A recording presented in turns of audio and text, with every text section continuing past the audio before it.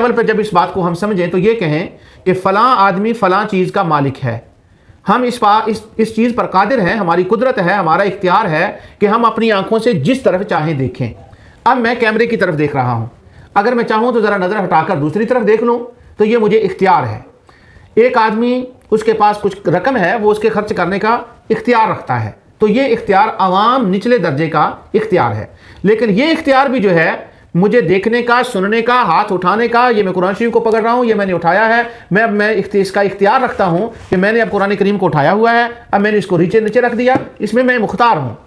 لیکن یہ جو مجھے اختیار ہے، یہ تفویض کیا گیا ہے، یہ اللہ تعالیٰ نے ہی مجھے عطا فرمایا ہے۔ جس طرح سے چھوٹے معاملات میں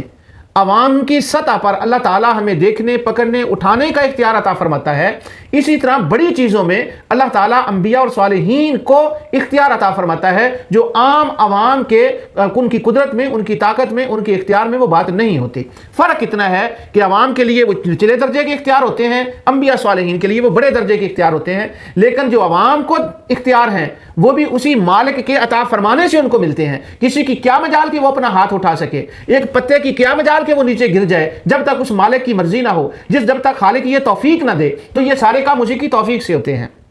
یہ معنی ہے۔ اور جب ہم یہ کہتے ہیں کہ رسول اللہ صلی اللہ علیہ وسلم مختار ہیں، تو اس کا معنی قطعی یہ نہیں ہوتا کہ وہ اللہ کے مقابل اس کے مختار ہیں۔ یعنی اللہ تعالیٰ یہ چاہتا ہے کہ آج میں نے سورج جو ہے وہ مشرق سے طلوع کرنا ہے، یہ اس کا وہ مالک ہے، یہ اس کا اختیار ہے، وہ مشرق سے، اور جب وہ چاہے مغرب سے اس کو طلوع فرما دے۔ تو اختیار کا یہ معنی نہیں کہ جو اللہ کرتا ہے رسول اللہ صلی اللہ علیہ وسلم اس کے سامنے ڈٹ جائیں اور یوں فرمائیں کہ نہیں تم آیا میرے باری تعالیٰ تو نے یہ کیا ہے، میں نے یہ کرنا ہے اور میرا یہ اختیار ہے۔ استغفر اللہ العظیم، یہ تو سوچنا بھی حماقت ہے، یہ اختیار کا مقابل والا معنی نہیں ہے۔ اور ساتھ یہ بھی کہہ لیں کہ اللہ تعالیٰ اپنی عبادت کا حکم دیتا ہے لوگوں کو کرنے کا، اور رسول اللہ صلی اللہ علیہ وسلم کو یہ اختیار قطعی نہیں ہے، اور اس معاملے میں وہ مختار نہیں ہے کہ وہ کائنات کی مخلوقات میں سے کسی کو اپنی عبادت کا حکم دیں۔ یہ حکم دینا، اس معاملے میں مختار ہونا، یہ اللہ رب العزت کا خاصہ ہے، یہ صرف اسی کی شان شایان ہے۔ اس اختیار میں کائنات کے اندر کوئی مختار نہیں، اور یہ اختیار اس نے کسی کو تفویض بھی نہیں فرمایا، اور یہ اختیار اس نے کسی کو عطا بھی نہیں فرمایا۔ اب جو رسول اللہ صلی اللہ علیہ وسلم کو مختار کہنا ہے، اس کی تشریح یہ ہے جس کو امام نووی، علامہ عینی اور متکلمین جو اس کی تشریح کرتے ہیں کہ جب حضور صلی اللہ علیہ وسلم کو مختار کہا جاتا ہے، اور یہی ہمارا عقیدہ ہے، اس کا معنی یہ ہوتا ہے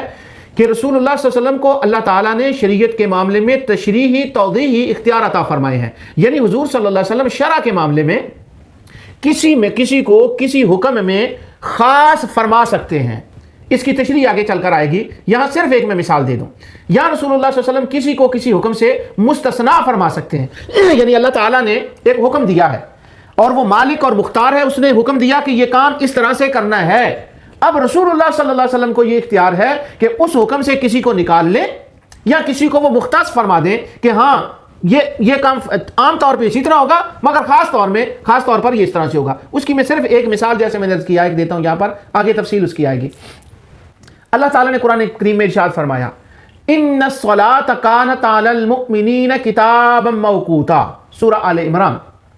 کہ بے شک اللہ تعالیٰ نے نماز کا وقت جو ہے وہ فرض فرما دیا ہے تم پر کہ اس وقت میں تم نے نماز ادا کرنی ہے، اللہ یہ کہ قضا کا معاملہ ہو، آپ ان حالات میں نہ ہو تو وہ قضا کے احکام الگ ہے، لیکن میں قضا والی بات نہیں کر رہا۔ اپنے وقت میں نماز کو ادا کرنا یہ فرض ہے، جو ہی نماز کا وقت ہو تو آپ اس نماز کو ادا کر لیں، یہ حکم قرآنی ہے۔ لیکن رسول اللہ صلی اللہ علیہ وسلم نے عرفات کی شام کے وقت نماز مغرب کو اپنے تشریحی، توضیحی جو اللہ تعالیٰ نے ان کو اختیار دیے ہیں، ان اختیارات کو استعمال فرماتے ہوئے آپ نے فرمایا نماز مغرب عرفات میں ادا نہ کی جائے۔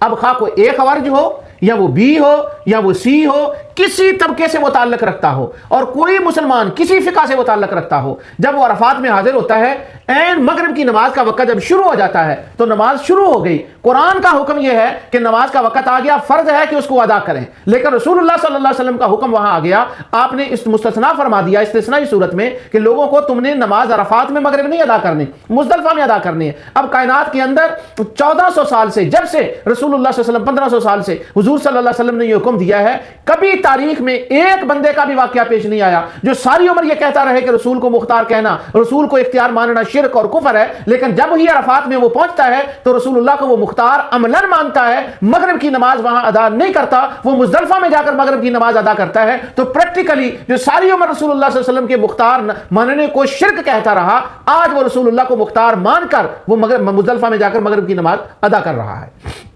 یہ میں نے صرف ایک ایگزامپل دیا، آگے اس کی تفصیل اللہ تعالیٰ کی توفیق سے انشاءاللہ میں بیان کروں گا۔ تو اب یہ تشریحی توضیحی جو اختیارات ہیں وہ رسول اللہ صلی اللہ علیہ وسلم کو اللہ تعالیٰ نے عطا فرمائے۔ اس معنی میں رسول اللہ صلی اللہ علیہ وسلم اللہ کے نائب ہونے کے معنی میں وہ مختار ہیں اور امت کے مقابلے میں وہ مختار کل ہیں۔